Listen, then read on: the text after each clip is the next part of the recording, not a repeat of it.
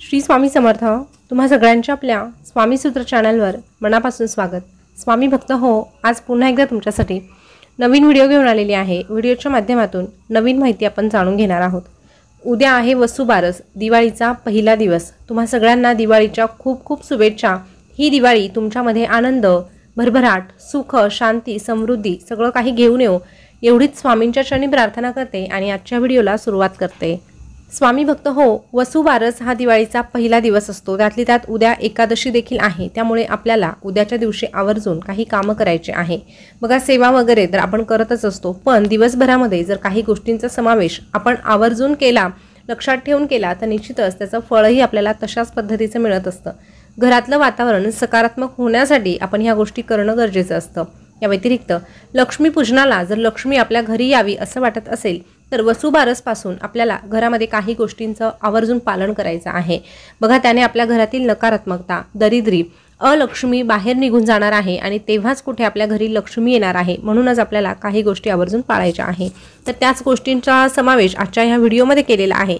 तर व्हिडिओ शेवटपर्यंत आवर्जून ऐका। त्यानंतर जर मात्र तुम्हाला काही शंका असतील तर तुम्ही ते कमेंट करून विचारू शकता। तर बघा, उद्या 28 ऑक्टोबर 2024 रोजी आहे वसुबारस।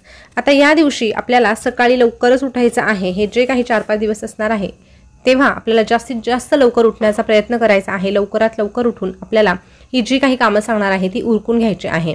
तर सगळ्यात पहिलं आणि महत्त्वाचं काम, बघा, आपल्याला अंघोळीच्या पाण्यामध्ये पंचगव्य आवर्जून टाकायचं आहे। आता हा उल्लेख मी मागच्याही व्हिडिओमध्ये केलेला होता, पण ज्यांनी मागचा व्हिडिओ बघितला नसेल त्यांच्यासाठी पुन्हा एकदा सांगते की आपल्याला पंचगव्य आपल्या अंघोळीच्या पाण्यामध्ये थोडंसं टाकायचंच आहे। त्याने आपल्या आरोग्यावर शुभ परिणाम होतो, चांगला परिणाम होतो। या व्यतिरिक्त आपली नकारात्मकता जी आहे ती निघून जाण्यासाठी देखील मदत होत असते। आणि गाय माता, गोमाता म्हटलं तर आपल्यासाठी लक्ष्मी समान आहे। त्यामुळे जर अशा प्रकारे जर आपण पंचगव्य वापरून अंघोळ केली तर निश्चितच आपल्याला त्याचा सकारात्मक असा फायदा मिळणार आहे। तर आवर्जून अंघोळीच्या पाण्यामध्ये पंचगव्य टाका। त्यानंतर दुसरा जो उपाय आहे तो म्हणजे अंघोळ झाल्यानंतर आपल्याला आपल्या संपूर्ण घरामध्ये गोमूत्र आणि हळद शिंपडायची आहे। तशाच प्रकारे उंबरठा आणि जे अंगण आहे तिथे देखील शिंपडायचं आहे। आपला उंबरठा स्वच्छ करून पुसून घ्यायचा आहे आणि त्यानंतर प्रत्येक सणावाराला, प्रत्येक शुभ तिथीला आपण जे काम करतो ते म्हणजे हळदीचं लेपन। मागच्या व्हिडिओमध्ये सांगितल्याप्रमाणे उद्यापासून दररोज आपल्याला हळदीचं लेपन हे करायचंच आहे। असं नाही की आज केलं आहे मग उद्या करण्याची गरज नाही। हे बघा, आपल्याला दररोज हळदीचं लेपन करायचंच आहे। त्यासोबतच मुख्य दरवाजावर तुम्ही भलेही प्लास्टिकचे शुभचिन्ह लावलेले असतील तरीही शुभ, लाभ आणि स्वस्तिक हे तुम्हाला आवर्जून हळदी कुंकवाने काढायचंच आहे। स्वस्तिक काढायचं म्हटलं तर हळद घ्यायची आहे आणि थोडंसं तूप घ्यायचं आहे। त्यामध्ये तुम्ही कुंकू देखील समाविष्ट केलं तरीही चालणार आहे, पण कमीत कमी हळद आणि गोमूत्र घेऊन आपल्याला मुख्य दरवाजावर स्वस्तिक काढायचं आहे। असंच स्वस्तिक आपल्याला आपल्या किचनमध्ये काढायचं आहे। आता हे जे काही उपाय आहे, जे नेहमी व्हिडिओ बघणारे आहे त्यांनी बघितलेले असतील आणि ते करतही असतील, पण कोणी नव्याने जर आपल्या स्वामी सूत्र चॅनलसोबत जोडलं गेलं असेल तर त्यांच्यासाठी पुन्हा एकदा सांगते। तर अशा प्रकारे तुपाचं स्वस्तिक आपल्याला काढायचं आहे।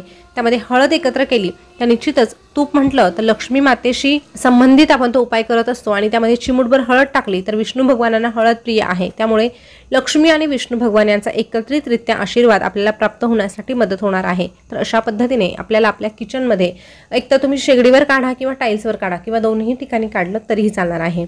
त्यानंतर आपल्याला तुळशी मातेजवळ देखील तुपाचा दिवा लावायचा आहे।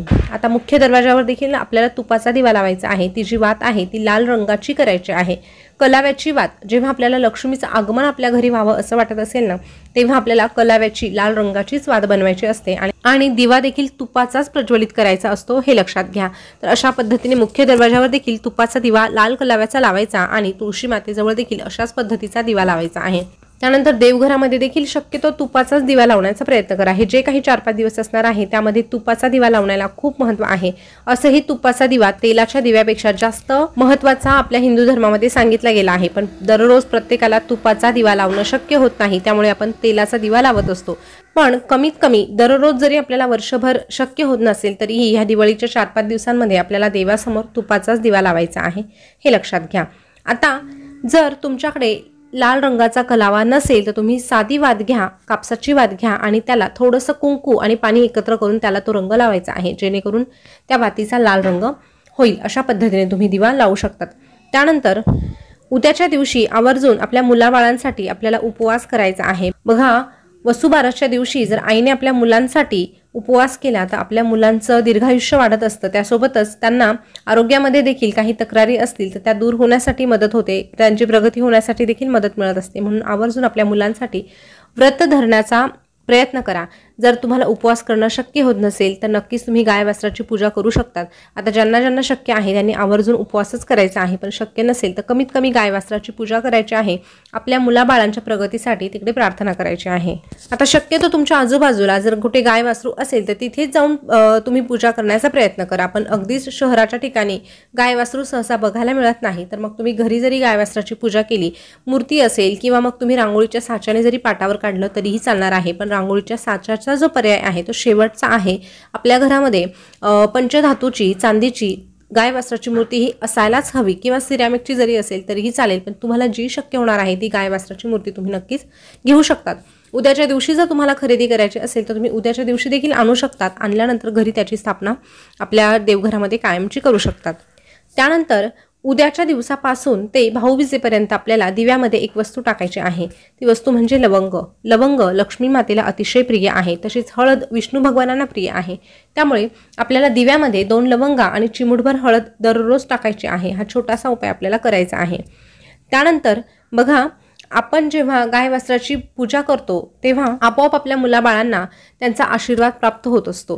त्यामुळे उद्या गाय वासराची तर पूजा करायचीच आहे, पण जेव्हा तुम्ही गाय वासराची पूजा करायला जाणार आहात तेव्हा त्या ठिकाणी पूजा झाल्यानंतर गायीला प्रदक्षिणा घालण्याचा विसरू नका। शक्य होत असेल तर 11 किंवा कमीत कमी 1 का होईना प्रदक्षिणा आपल्याला त्या ठिकाणी घालायचीच आहे। अशा पद्धतीने गायीची पूजा करून झाल्यानंतर गायीच्या पायाखालची जी धूळ आहे किंवा जी माती आहे ती देखील आपल्याला उचलून आपल्या घरी आणायची आहे।